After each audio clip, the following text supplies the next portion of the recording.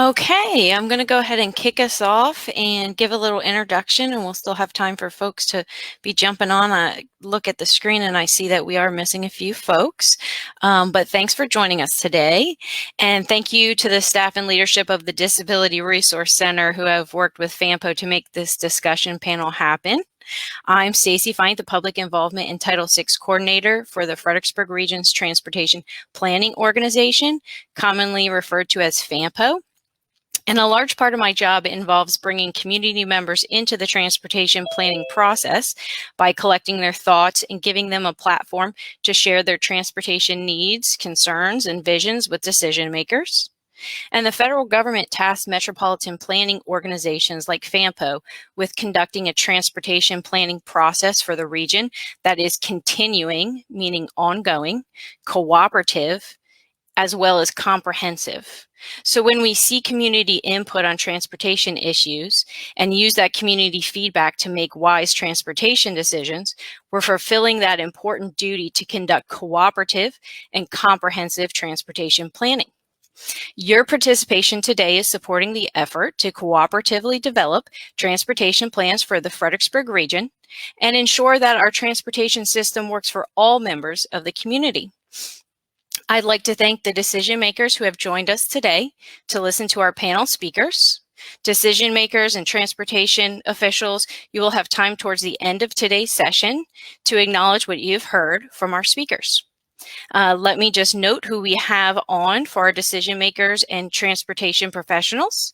We have Alex Oziak, the Transportation Program Manager for Stafford County, Brandon Brown, the Transportation Planner for Stafford County, Christine Hoffner, the Manager of Project Development for the Virginia Railway Express, Cynthia Porter Johnson, the Project Manager, Transportation Administration for the Potomac Rappahannock Transportation Commission, Alex Long, the Mayor of the Town of Port Royal, Jason Graham, Fredericksburg City Council Member, Lee Anderson, GW Ride Connect Assistant Director, Nancy Long, Caroline County Supervisor, Congresswoman Spanberger, a member of the U.S. House of Representatives representing Virginia's 7th Congressional District, Jamie Jackson, Director of Fred Transit, Paul Agnello, Assistant Director of Transportation for Spotsylvania County, Adam Derrick, Transportation Project Manager for Stafford County, Josh Cole, Delegate for Virginia House District 28,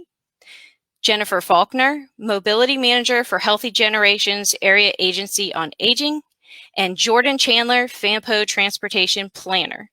If I have forgot to mention your name, please towards the end of the meeting when we turn it over for our listeners to give comments on what they've heard, please go ahead and speak up and let us know that you're here. I greatly appreciate the Disability Resource Center advocates for their willingness to join us today and share their transportation challenges or the challenges of those that they serve. Their stories hopefully will shine a light on the areas that we need to improve. And I will turn it over now to Kimberly Lett, the Deputy Director and Program Manager for the Disability Resource Center, who will now introduce her organization and then our speakers. Kim, over to you. Oh, you're on mute, Kim. Okay, there we go. Thank you. Thank you, Stacy, and thank you all for joining us today. I work at the Disability Resource Center. I've been here 16 years, and along with me is Deborah Lately. She has been here a year, so we've got a long time staffer and a short time staffer here putting this together. But the reason we are here today is to talk about transportation and the issue that it is to people with, can be to people with disabilities. Before we go any further on that, let me just tell you, if you don't already know, what kind of organization the Disability Resource Center is. We are a center for independent living.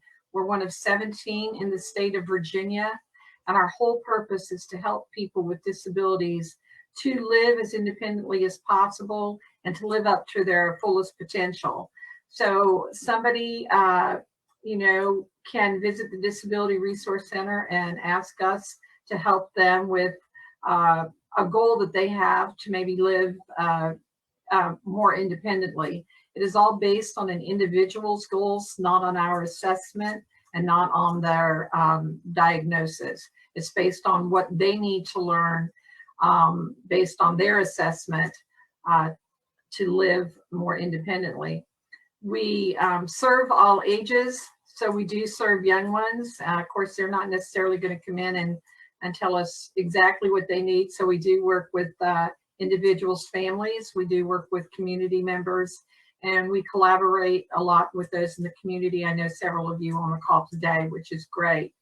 5 core services that we have to offer as a Center for Independent Living are information and referral, probably the biggest thing that we do, independent living skills training, peer counseling or mentoring, nursing home transition and high school transition to an adult life for those with disabilities, and what we're doing today, advocacy. So in addition to that, Centers for Independent Living can offer other services that their community may need. We have a deaf and hard of hearing clinic. One of the biggest things we have is our equipment connection. It's a durable medical loan closet, if you would say. It's a building where people donate durable medical equipment to us, and we give that back out for free to the community, doing almost 2,000 or more pieces of equipment a year. So we do a variety of things. So right now we're concentrating on our advocacy core service, and with that is transportation. So I will let our speakers take over. And the first one here with us today is Kelly Kaiser. Kelly is a staff member of the Disability Resource Center, but she came to us as an individual with a disability that needed help. Then she began to volunteer for us, and there she works for us. So Kelly, if you want to take it away. Unmute yourself, Kelly. Unmute. Unmute. All right, gotcha. Okay. Thank you, Kim. I just wanted to start by saying that according to the US Census, roughly 20% of the population is living with a disability. At age 47, I became suddenly disabled due to an extreme medical event that placed me in a coma for 21 days and subsequently in a nursing rehab facility for 3 months. At the time, I was a single mom with 3 children, 1 in college and 2 in high school. I was working full-time while being an active volunteer in Scouts, school activities, and my church. Driving around town was practically a second job. Upon returning home from the nursing facility, I relied on friends and extended family to provide transportation to me and my daughter, who was 14 at the time. On rare occasions, I would call a ride service to transport my daughter. My large bariatric wheelchair did not fit in many of the cars that were available for hire. After 9 months of being homebound and desperate to get back out in the community, I started a volunteer job here at the Disability Resource Center. My mother, aged 81 at the time, would drive me to and from the location. I lived 4 miles from the office, normally a 10-minute drive. I looked into the Fred bus system after learning that they could accommodate a wheelchair or scooter and also had the ability to create a deviated stop near my home. The commute using the Fred bus with transfers and wait times would be an excruciating 2 hours each way. I only volunteered 3 hours at a time due to physical limitations. A complete year after becoming disabled, I was able to attend rehabilitative driving school at the Woodrow Wilson Rehabilitation Center with the help of dRC, the Virginia Department of Aging and Rehabilitative Services, to learn how to drive a vehicle with accommodations for my disability. Another 9 months later, I was able to finally purchase my transportation freedom, a van with hand controls, side entry ramp, and a driver's seat with electronic transfer capabilities. I am thrilled to be able to drive myself and my family to the places we need to go, but our transportation challenges are not over.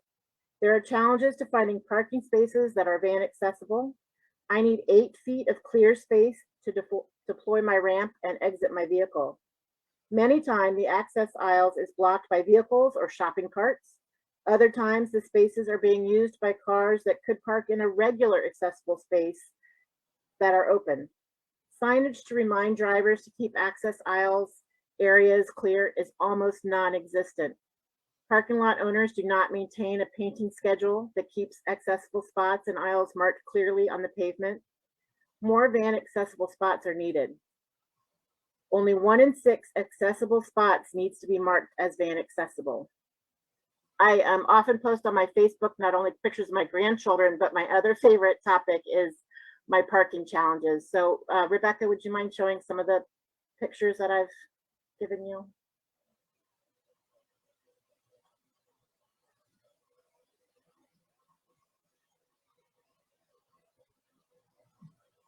So this first one is just me being excited that I finally got my driver's license again. Almost as exciting, if not more exciting than when I was 16. The next one, this picture was taken outside a law office behind the Stafford Courthouse. Both accessible spaces are rendered useless to someone who has a side ramp or a lift for their mobility device. The next picture I just thought was funny. Someone had given me this card to place on people's windshields. It was given to me by a fellow driver with a disability. I've never done it, but you'll see later that I have written notes. The next picture, I do most of my shopping at the Ferry Farm Walmart in Stafford County, and there are many, many violations of people using the hashed area for parking convenience, motorcycles, vans, regular cars. The next one is in Spotsylvania County at the Wawa on Mine Road. As you can see, they are clearly marked in parked in the hashed space so that someone cannot exit their vehicle if they need to. The next picture is a personal note that I wrote. I was trying to be nice. And I write, I know it might be hard to see. You are not in a parking space. You are illegally parked in the handicap access. Please be more aware. And this was at the Greenwich Shopping Center on Lafayette Boulevard in the city of Fredericksburg. As you can see, they are clearly parked, you know, where the access is. The next picture, this is an accessible space at the Mary Washington Hospital near the emergency entrance. This was blocked with construction debris for several months. I called, I emailed, I finally took my picture to social media, and shortly thereafter, the construction debris was cleared and that space is now accessible. The next two pictures are also outside of Mary Washington Hospital emergency department. This is actually, sometimes this space actually has somebody parked in it, but it is the hashed space in between two handicap spaces. The next picture is from the other side, and you can see how faded the painting marks are, and it's very disappointing. The next picture is a success story. This I took at Germanna Community College. Sorry, I made a little happy face on my Facebook post. They do have a sign that says no parking in the access aisle. I do wish more companies and organizations would put something like that. The next picture, two pictures are both again at the Ferry Farm Walmart, just because I'm there a lot. There's a truck, and then the next one is a motorcycle. The last picture is on the Staples store at Plank Road in Fredericksburg, and they placed their reserved for online pickup sign in their reserved accessible spot. I spoke to an employee when I went inside who merely shrugged his shoulders. I then sent a message to a friend who works at the Fredericksburg Police Department. She said they had an identical complaint a few days before, and she would ask one of the officers to stop by the store. My point here is that even if you have your own, you know, way to get around, if you're not using public transportation, it's still difficult. But some of the things that I thought about when asked to speak on this panel were, you know, if I had to make suggestions to people in the decision-making positions, I would say, regarding the FRED bus system, work towards creating routes that do not require such long transit times. I know that's difficult in the widespread area that we have, and that we don't really have what seems to be regular commuter routes, but I do feel that there is some work to be done. And then if FRED would consider providing on-demand transportation for people with disabilities, again, I know this is financial constraints. For area businesses, I'd like for them to maintain parking lot painting schedules. and install signage about not parking in access aisles and spaces. And for people working in government, consider ordinances requiring more than the required 1 in 6 van spaces. If you ever look, and maybe now you will, when you go out and park, see how many vans, are able to get in a van accessible space, and really how few van accessible spaces there are. And then I'd like for government just to ensure that the ADA requirements are being met, that the access aisles are big enough. A lot of times they're 5 feet wide, they're not 8 feet wide. And so that is the end of my story. Thank you, Kelly. I appreciate that. I might add too that better law enforcement of individuals doing that, because as I mentioned to Kelly earlier, I ran into somebody at the Ferry Farm Walmart just this weekend, parked illegally, and asked him to move and he refused. So better enforcement would be great. Our next speaker is Nancy Massonette. Nancy, you want to take it away? Yes, thank you, Kim. Good afternoon, everyone. My son is a 19-year-old on the autism spectrum, and he is who I am representing. My son Kyle attends therapies in downtown Fredericksburg, and is often, they do walking trips and those kind of things. So they do a lot of pedestrian activities, which even though we oftentimes don't think of that as transportation, it is definitely transportation. So Fredericksburg is a very pedestrian area. Lots of people try to navigate it, but there are several areas in the community where there's either not sidewalks, there are cars that go way too fast. Routinely, crosswalks are not respected by drivers, where it's clearly marked that they need to stop and they don't. And then there's also areas where the crosswalks are not, the paint is not always like it should be, signage, those kind of things. So while it affects all the citizens in Fredericksburg, or all those that would be walkers, it definitely affects those that have cognitive issues, like my son, focus issues, where there's not a great awareness of danger. So he is very much at risk, but also other members of the other people with disabilities that may include the blind or deaf, that would need to have access for audible crosswalks, as well as better visuals. And then people that are in wheelchairs or have scooters or walkers that may take longer to cross. It's just a dangerous situation. So from our perspective, we would love to see more funding for sidewalks and crosswalk signage, increased law enforcement for just the traffic laws and that kind of thing, and then maintenance for signs and those kind of things, so that it's not just beneficial to people with disabilities, but also to the entire community. It creates a safer environment for everyone. And that's my story. Thank you very much for being here today, Nancy. I appreciate that. And as the mother of a 33-year-old son with autism who still does not know to look both ways when crossing the street, that walkability factor and the safety factor of crossing the streets is very important. Our next speaker today is Jane Leeds. She could not be here with us today, but we do have her story, and Deborah Lately is going to read that. Hello, everyone. I'm Deborah Lately, and I'm the Director of Advocacy at the Disability Resource Center.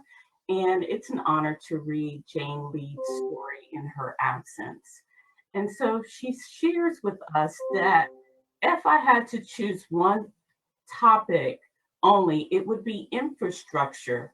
It is the biggest and most expensive issue for providing equal access. Big ticket items are not popular with those whom are holding the purse strings.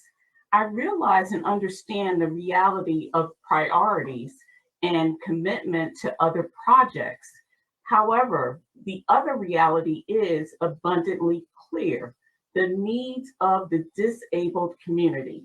There are many of us have been pushed down the list for decades. Each year it is tabled due to lack of funding and a various reoccurring phrase, maybe there will be room in the next year's budget. Now the need is critical. We have way too many tax burdens whom can't be taxpayers because those holding the purse strings are not willing to make a realistic plan for investing into infrastructure that is accessible to everyone, not just the able-bodied or those who can drive a car. It takes far more financial resources to warehouse those who can't work because they can't get transportation to education, training, jobs, and become taxpayers. It's going to take a substantial investment because it has been neglected, overlooked, and pushed back far too long. The hard reality for the state in our country is now that the baby boomers are leaving the workforce and the US birth rate is down, we don't have time of the educated and or trained workers available to fill highly skilled job positions in this country. There is also the factor that many disabled folks can't get the training and education they need to fill positions needing highly skilled and trained people because they don't have equal access to transportation to facilitate the need. The bottom line is this: can we afford not to have these people on board as workers, taxpayers, renters, mortgage holders, business owners, and the ability to think outside the box creatively in this state? Building more roads, even more cars, is not the solution. Japan, Europe, Scandinavia, and many other countries have proven this fact. Yet, yes, we have the VRE metro buses, but unlike many places, too many people don't have access due to barriers and obstacles. No sidewalks is probably the single biggest and persuasive barrier for those who are physically challenged. The latter includes the elderly, children, and poor people who can't afford a vehicle. We have parking lots, train platforms, automated ticket machines, but no safe passage for those in wheelchairs, walking with the service dog, or folks who can't drive or have a vehicle. Crossing a parking lot with a service dog on a dark winter morning with caffeine-deprived, distracted drivers hunting down a parking space behind the wheel is a kind of a Russian roulette. I know that firsthand. Fredericksburg is growing at a fast clip. It is the last affordable area between Richmond and DC for young families and retirees. The latter will grow older and more challenged over time and will need more resources when they can no longer drive. What will be available to them? Our shared ride services are maxed out now. More and more often, I cannot get rides to places where I need to go: doctor's office, pharmacy, legal, tax offices, personal services, etc. Shared ride services providers are overtaxed and only operate during the weekdays, no evenings, no holidays. Let me ask you this: can you live well with these kind of limitations? I doubt it. So why does the elderly, poor, and disabled have to? I hope those who are listening are really hearing what is said. Time is running out. Not all baby boomers are headed south. Many folks from Northern Virginia are staying here to be close to family and friends. They are used to and expect good service like safe and accessible transportation to be available. The need will grow with the tax base. You had better be ready. That's Jane Leeds. Thank you. And I thank Jane for submitting that and letting us know her story. I do remember years ago, about 14 years ago, I went to a transportation seminar in DC and sat next to a lady from Bismarck who told me all about their paratransit system. And I thought, Bismarck, North Dakota has a paratransit system. I'm on the East Coast of one of the 13 colonies and we don't have one. So it, you know, paratransit or a dedicated type of transportation system would be wonderful in this area. Next up is Sonya Molina, and she moved here with her husband. She's from New York and prior to that, Puerto Rico, so she has a story to tell. Okay, thank you very much. It's a great opportunity to be able to speak here. I'll just say, I am a New Yorker, and my husband and I did retire and went to Puerto Rico, and we wound up leaving the island once the Hurricane Maria hit. I had never in my life experienced any type of hurricane, and it was a Category 5. We wound up not having any water, any electricity, food, transportation, communication for about 5 weeks. I didn't even know how to handle that. And finally, my daughter-in-law, who was a registered nurse at Mary Washington Hospital, was able to get us out. And we landed in New York.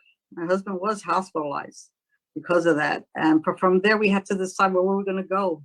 And we picked Virginia. And we picked Fredericksburg, because it's a beautiful place to live. And I said, well, this is the place to be. And I'm very grateful to having met Deborah Lately, because now I know it still is. Because there is this opportunity for me to stay. But I am now confronted with something, because my husband has a heart condition, has kidney failure. He's a diabetic, and he just lost sight of one eye. And he has very poor vision. But even with COVID, with everything that's happened, it's still a good place to live. It's one of the best places to live, I think. And I think it was meant to be this way.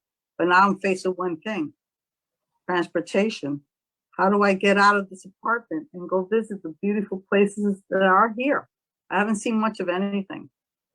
And what I've noticed is that I could take Uber, but now Uber is kind of backing off also. If you're not going to take a long trip on Uber, they won't take the call.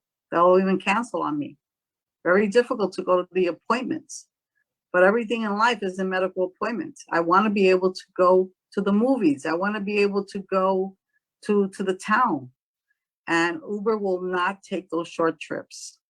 The short trips are it's not happening. They're canceling on me. And there is no bus service. The Fred service is near Wegmans, is where I live, close to Wegmans, but not close enough for my husband to walk it. And so it isn't that close. And I don't mind any other type of transportation, but there just isn't any. And even if I were to get to the mall, I won't be able to travel different areas of Central Park because there's no bus service there. I would like to go from one place to the other, but it is not simple. It's actually, I haven't seen it at all. I never even seen a Fred bus. I've been here 4 years. So, and I know this is not New York. You can't just hop on a bus. That's what I wanted. But I know that this is a great place to live. And I know with good people, things can happen. I trust the government here. I trust it a lot. That's why I stayed. And so I know it's possible. And with Deborah, thank you. Thank you so much. I felt like I was in the Flintstones, I told her. But now I'm back with the Jetsons. So I hope that this government and everybody in it that really do love working and helping us.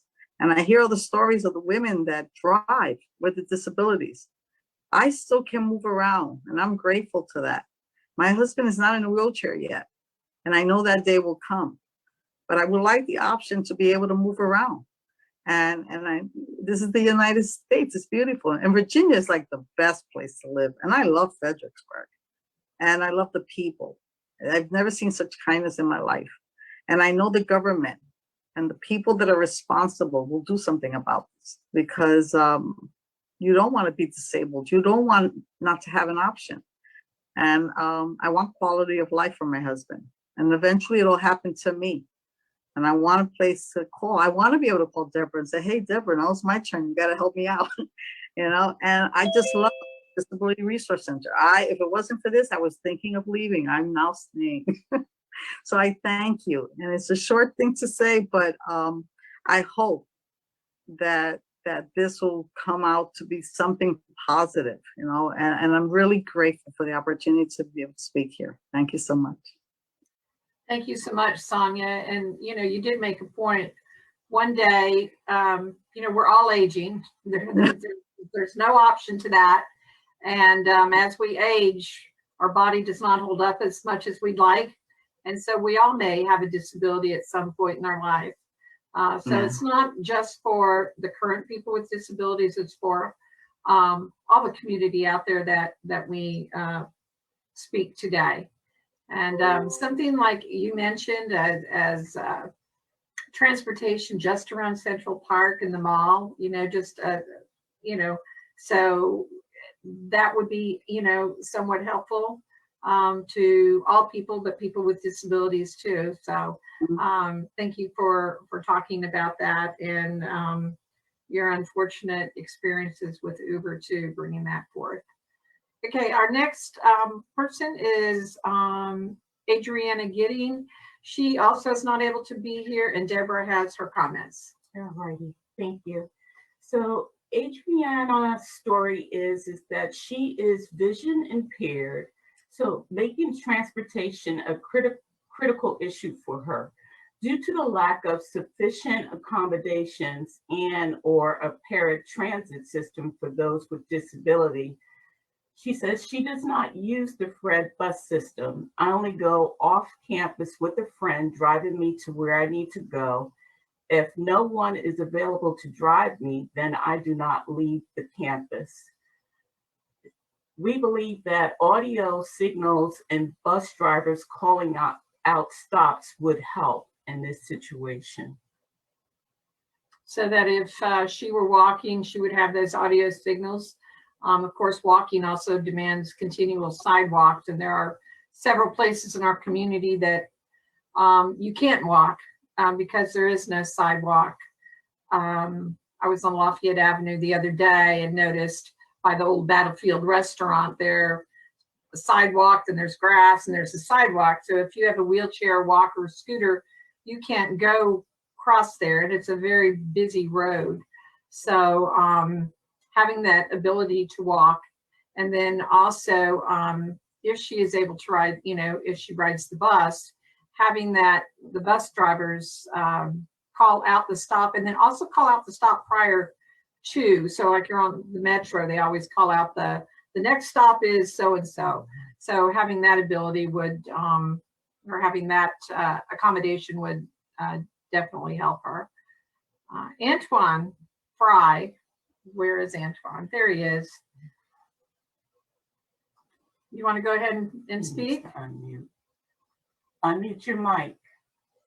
Okay. Yes, I have issues with the FRED bus as well. I was born with disability from peripheral vision. I can't drive, and the nearest stop is like a farther away. And I live like in the Ottawa community in Fredericksburg, so it's about a mile away, and it takes a while for me to get to the next stop, and there's no way to get there. And I was hoping to get like a paralegal transportation so I can get to stops I want to depend on my parents to take me everywhere. And that's about it. Okay, thank you.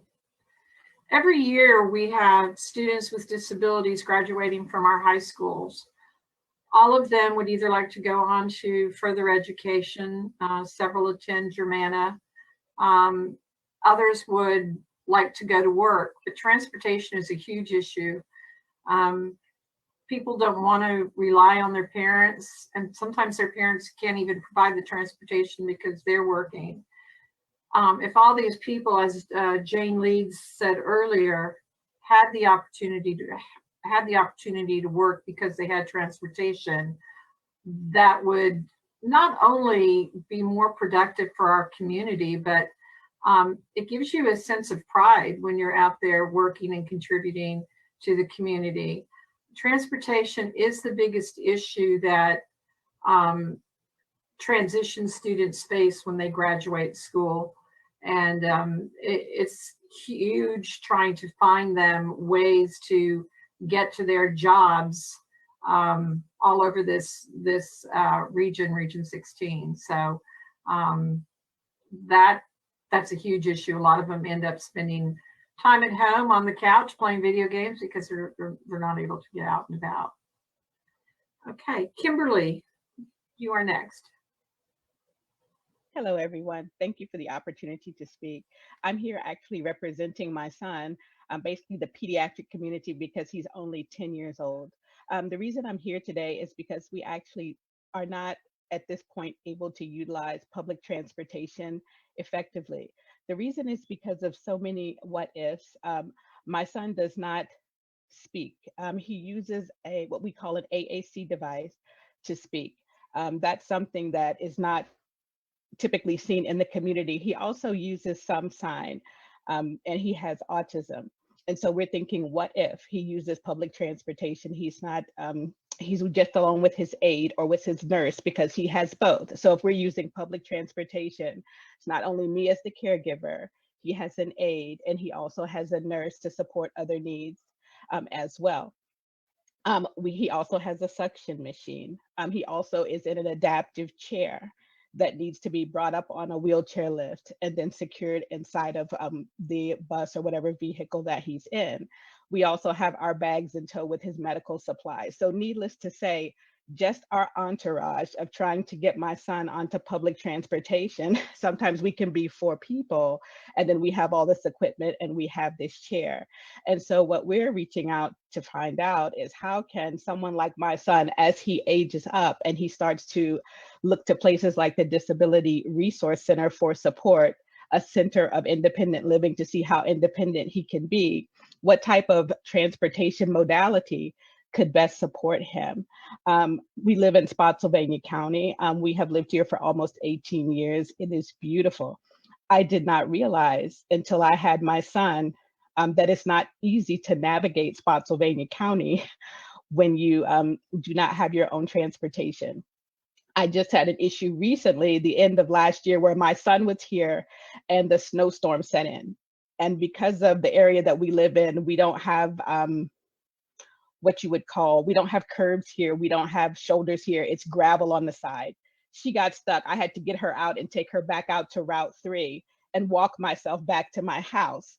I always did know that there were areas without sidewalks, but even me just trying to walk back in the snow, I was stepping out onto Route 3, trying to get back. And I thought, oh my goodness, I have a workaround for this because we have several vehicles that we can fit my son's chair in and all of his stuff so that we can avoid having to deal with the public transportation issue for right now.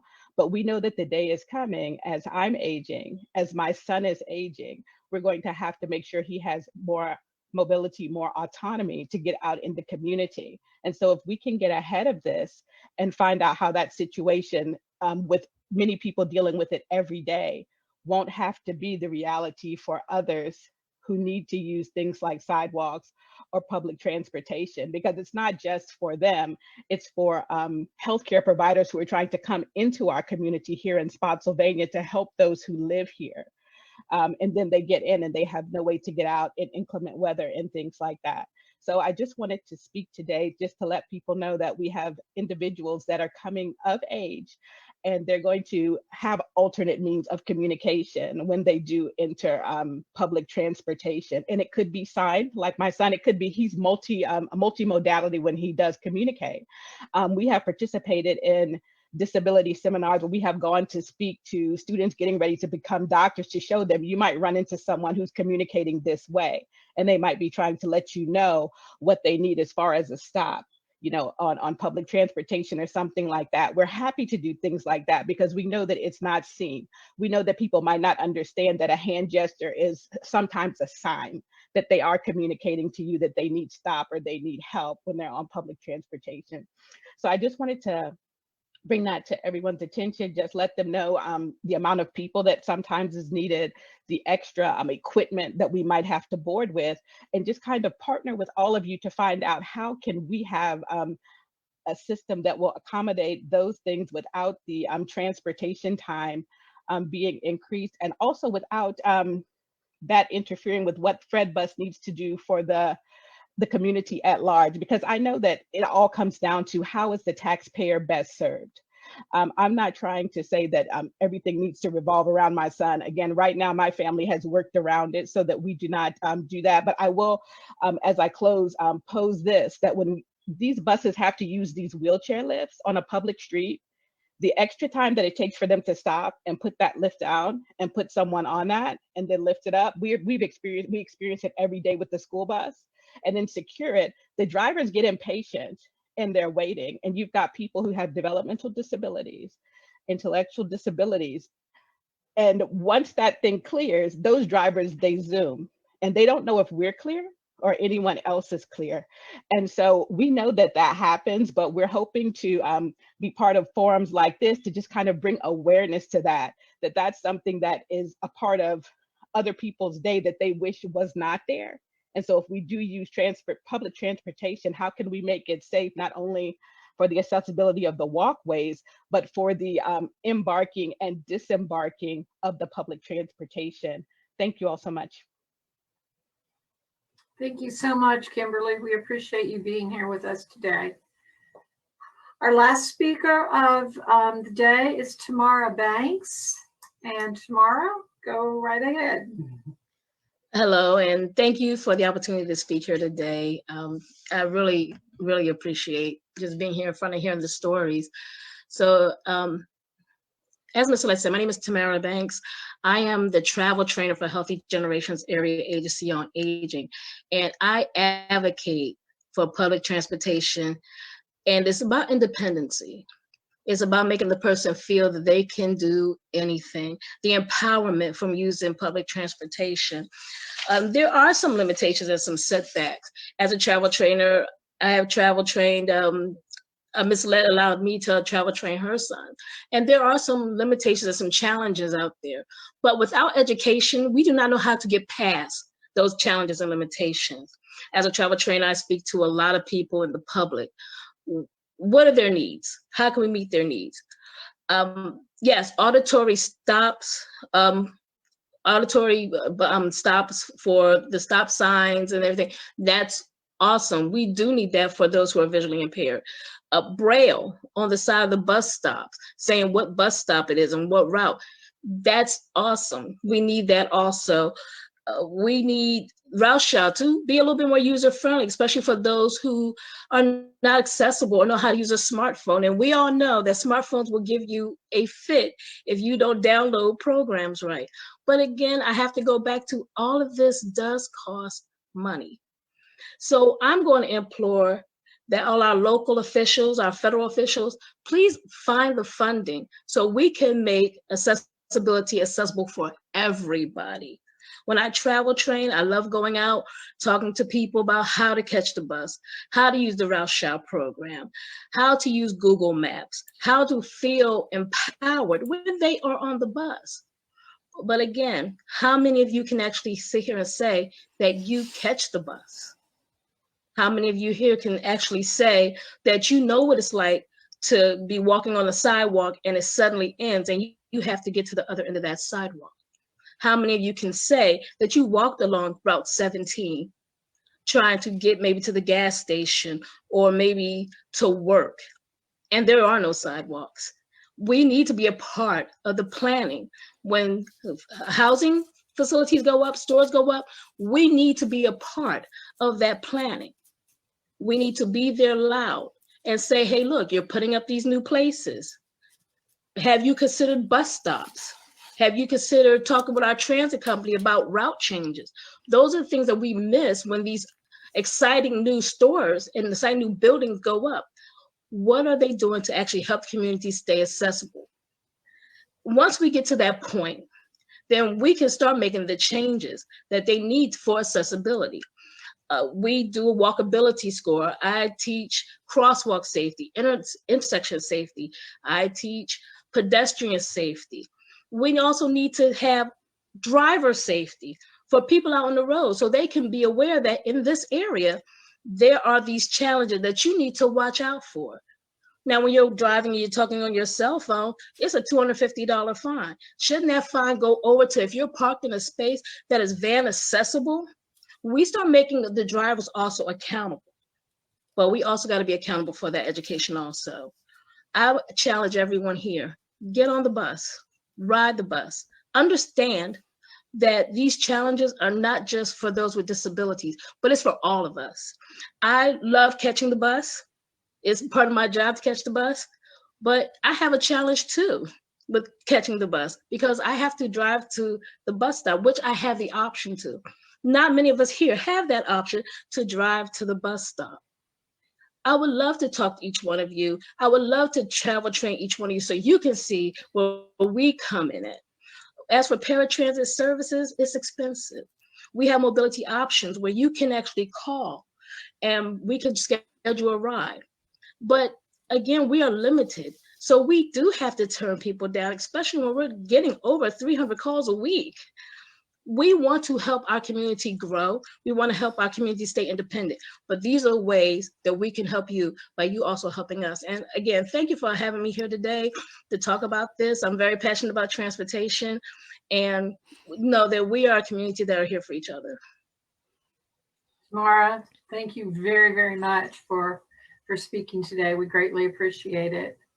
So just to conclude, some of the topics that we've hit on today are walkability, having complete sidewalks, audio signals, enforcement of traffic violations, maintenance of painting on crosswalks, accessible parking as far as maintenance and enforcement, the ability to use, say, taxis and Ubers and such, and that there's not a limit on that. We've had several people call the Disability Resource Center when they've called a taxi or Uber, and the people, if they have a wheelchair or a service animal, the Uber or the taxi drive on by just because they don't want to deal with it. So having the ability to use that type of transportation accessibility that is outfitted for mobility devices, audio devices for the blind, the length of times on transfers with the buses. Two things that we did not hit, and that I know the Public Transportation Advisory Board is looking at, are local bus stops and which ones need to have covers and which ones need to have seats. Especially if you're in a wheelchair and it's raining, you don't want to be standing out there in the rain. But that would benefit everybody, not just people with disabilities, but it would help. There's curb cuts, having curb cuts in the right places. Sometimes there's curb cuts where there isn't even a sidewalk. One other thing we didn't mention was access to the VRE. The federal government has a mandate to hire a certain percentage of people with disabilities. People with disabilities can ride the VRE DC for jobs. It's just a matter of getting to the VRE that they're having troubles with. And then finally, paratransit was mentioned several times. What does it take for our community to look at a paratransit system, and what would it take to bring a paratransit system here? And finally, as Tamara summed up, is to have people with disabilities as part of the planning, future planning, when you're looking at accessibility with regards to transportation in the future. So we appreciate all the speakers that have brought these to our attention. And if any of the panelists that are visiting, listening here today have comments, please, we welcome anything you have to say. So please go ahead. Yeah, decision makers and transportation officials. So this is your time to respond. Just please jump in like it's a just an in-person discussion type deal and give a brief statement on what you have learned if you feel compelled to do so. You're also welcome to convey any information about progress that you know that's being made towards building an equitable transportation system. And if you're still just processing what you've heard today, you're welcome to just simply chime in and acknowledge that, you know, you're just still taking some time to digest everything you've heard. Stacy, I'd like to begin, if I may. Hi, everyone. Jason Graham from the Fredericksburg City Council. And I just want to say thank you, first off, for giving us your stories. Really do appreciate hearing from each and every one of you. It's definitely been an education. I want to say hi to my neighbor, Mr. Fry. I live in Idlewild as well. And I've actually ridden the Fred bus several times in Idlewild to get to the VRE. I love it. It's actually one of the reasons we chose to live in Idlewild is for the convenience of the bus, and it's something that I want others to have, and it's something that I'm going to continue to fight for. I do want to give one small update. Recently, the Fredericksburg City Council held a 2-day offsite where we reassessed some priorities for the next 2 to 3 years. And I was able to add in a priority to create a transit-oriented development plan. And so I hope that everyone can help contribute to that, to be a part of that as we move forward there, because transit-oriented development, it's absolutely necessary.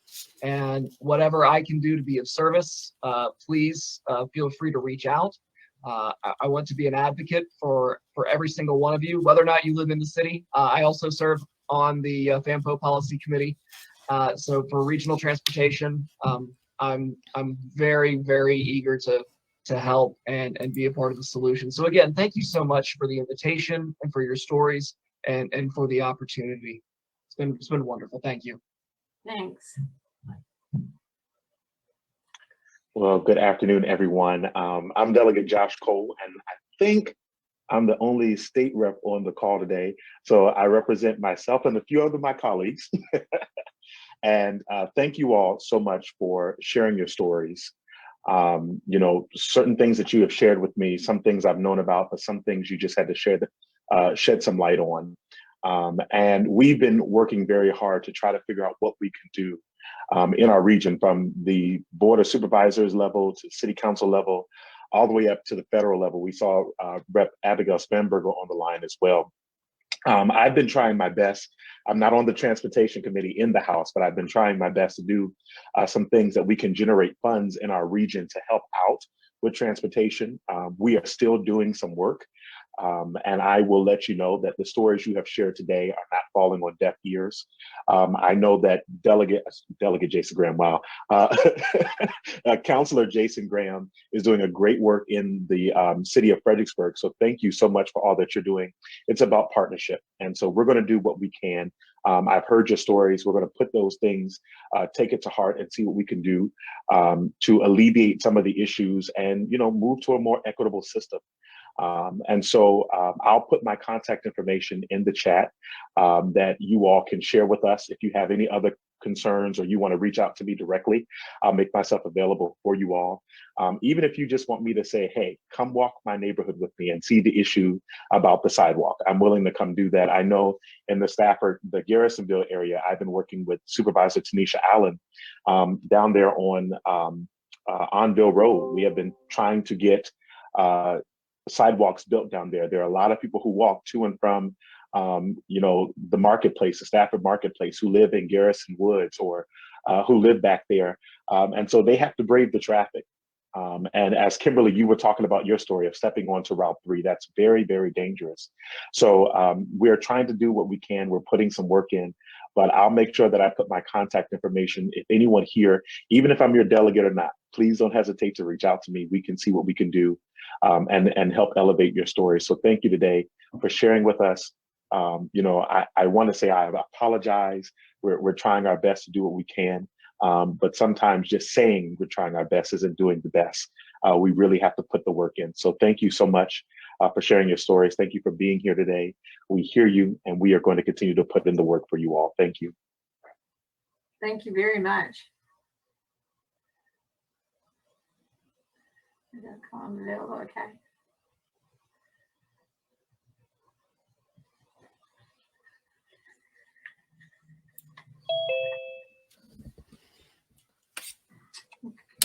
Anybody else like to comment? Just go ahead and jump in if you'd want.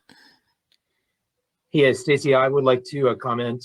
Go ahead, Paul. Good afternoon, everyone. I'm Paul Aniello. I'm the Transition Director for Spotsylvania County.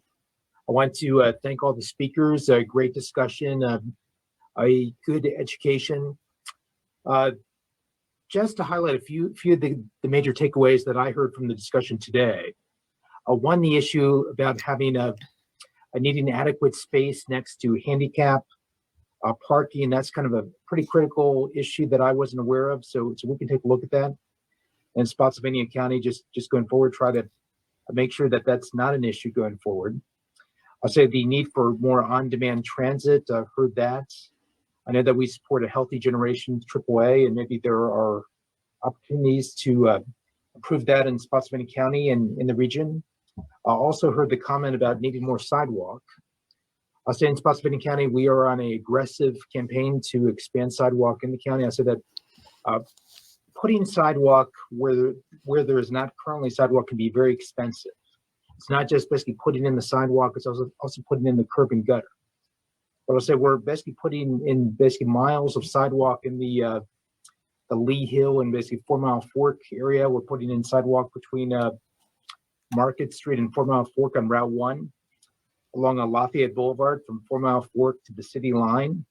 We're also we partnered with the city to help them basically get some sidewalk on the city side of Lafayette Boulevard. We're also putting in a shared use path on Route 217 from the city line down to the south side of Shannon Airport. Additionally, we're basically pursuing shared use path along Harrison Road, as well as a number of other smaller projects. We also support Fred Transit. We have a good partnership with them. We're working with Fred to expand Fred Transit to other areas of Spotsylvania County.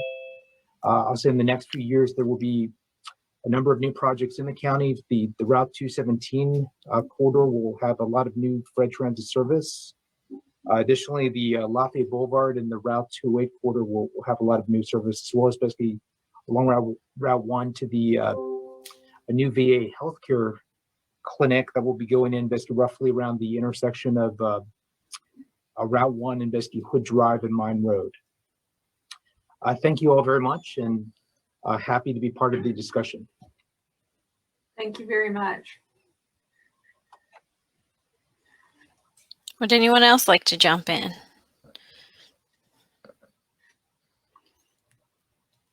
Yes, Stacy, this is Jennifer at Healthy Generations. I did want to share, we do operate a small paratransit service.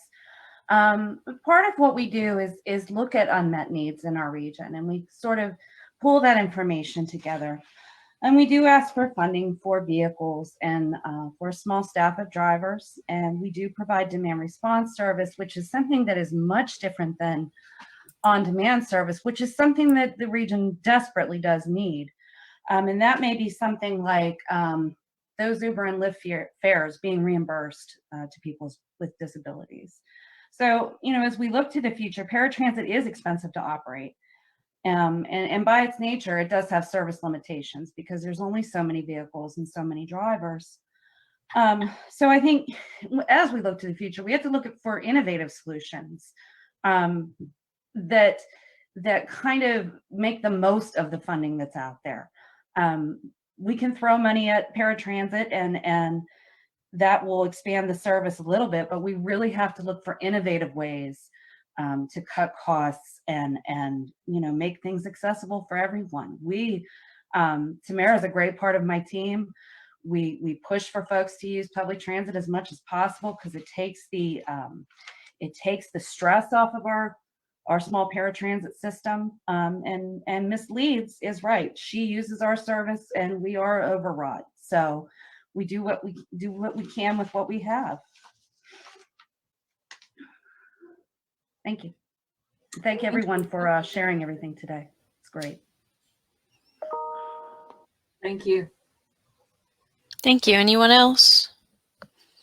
Yes, Jamie Jackson with Fred Transit. I apologize if y'all can't see me at this moment. But just wanted to give a few updates. First is, I have gotten a lot of information from this call, a lot of which I was not aware of. So, and when I say not aware, it wasn't an issue because we have lots of challenges, but hearing the personal stories allows us to better analyze and assess how we do and make improvements. But that being said, and I'm actually out looking at items. We plan for one item that I want to make everyone aware of. Transition plan will start clear, so sometime after July 1st. We will be doing a system-wide assessment. I just ask that the folks that are on call and those who have heard of their sport be involved in that process, and hopefully we can engage you directly. But this is an idea of we go in what areas we should serve and how we should serve them differently. Accessibility is a huge issue in this region. We can't, stops anywhere due to ADA and accessibility we had, but we're working on that as part of this process. So, you are providing funding that's helping that because that is funded through FTA and the state. So Fred is a little bit of a, we're going fast, slowly, or going slow fast, but we are working on it in the next year. Our operators should be doing announcements, but we are going to have enunciators on the bus within the next year. That is a project. We are working to implement that because we know of those challenges in our community, not only for those with disabilities, but those without. So we need to make sure everybody has access and we have an equitable system to get folks to get around. We are working on training for our operators, and I do want to make sure that we're focusing on accessibility and working with those overall. Service, but as we move forward in great here, some of the results from I would say that we have your support. Just I know that because you're on the call. I say it because we funded. Within some months, but I can state for everyone on the call, you will see changes in Fred and how Fred operates to address a lot of these issues. We won't be perfect, but we will be better. That's my so. I just wanted to put that out there. I hear your challenges, actually hear and see them like every day from our customers. I'm out there asking the question, how can we get better? But don't be afraid to let us know how we can get better, because that's our job. We are,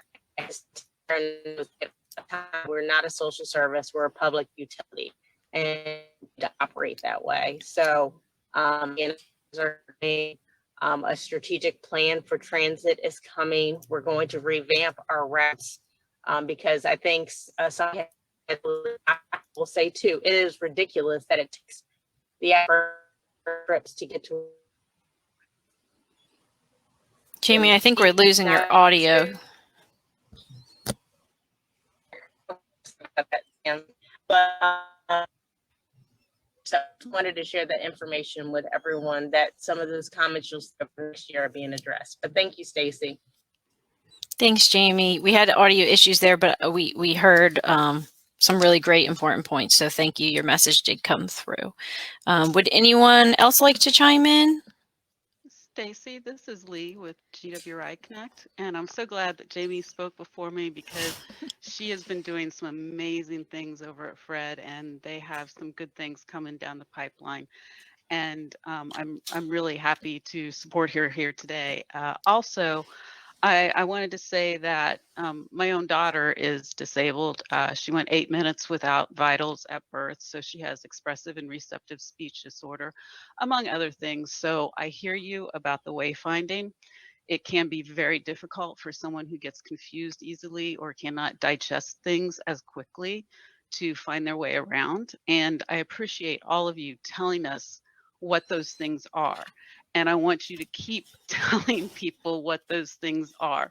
Keep coming to things like this, keep writing letters, because that's what helps. That's what helps us when we can say, we actually know this is impacting people. It's not just something we read. For an example, I've read that Uber isn't doing short trips, but now I can go into a meeting and say, I know for certain that Uber is not doing short trips. We cannot rely on transportation network companies to fill in the gap for the first mile and last mile.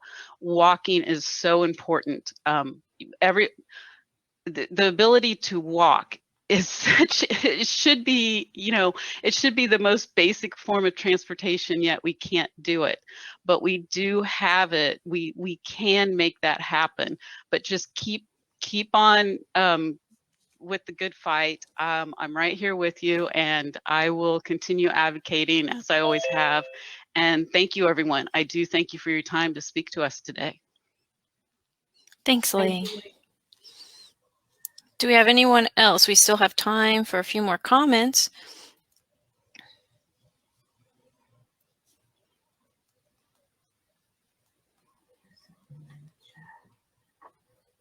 No? Okay, well, go ahead and interrupt me. I'm going to give us some closing remarks, but if you're out there and you want to speak, go ahead and interrupt me, and that's fine. I just want to say thanks to all the virtual participants. I know that we've learned new perspectives here today. I kept hearing the phrase, I wasn't aware of that, I wasn't aware of that. So that's exactly the goal of this virtual panel, was to have those light bulb moments. It also was a goal to have our speakers simply felt heard. That means so much to them. So I thank you, decision makers and transportation professionals, for giving them that opportunity to be heard today. I also want to acknowledge that Sonya said that she trusts this government. So you guys showing up today proves that, you know, you care about the residents and the citizens, and we thank you for taking your time for that. Thank you also, Disability Resource Center, for collaborating with FAMPO on this effort. If Disability Resource Center would like to make any last remarks, I'll turn it over to them. Otherwise, good evening to you all. Thank you, Stacy. I like to thank everyone. I like to thank all of the advocates who shared their story today. I reached out to you and you just embraced wanting to talk to the decision makers. I thank you, all of the decision makers, for taking the time out to listen to us, to listen to the challenges within the disability community. And the key point that I want to make today is that I hope that our conversation does not end today. I would like to have a partnership to address these challenges. This is not just talking. We would like to see action. And so I thank you also, Stacy, for just being willing and open to work with the dRC when we asked you. And so I thank you for that. So those are my remarks. Thank you, everyone.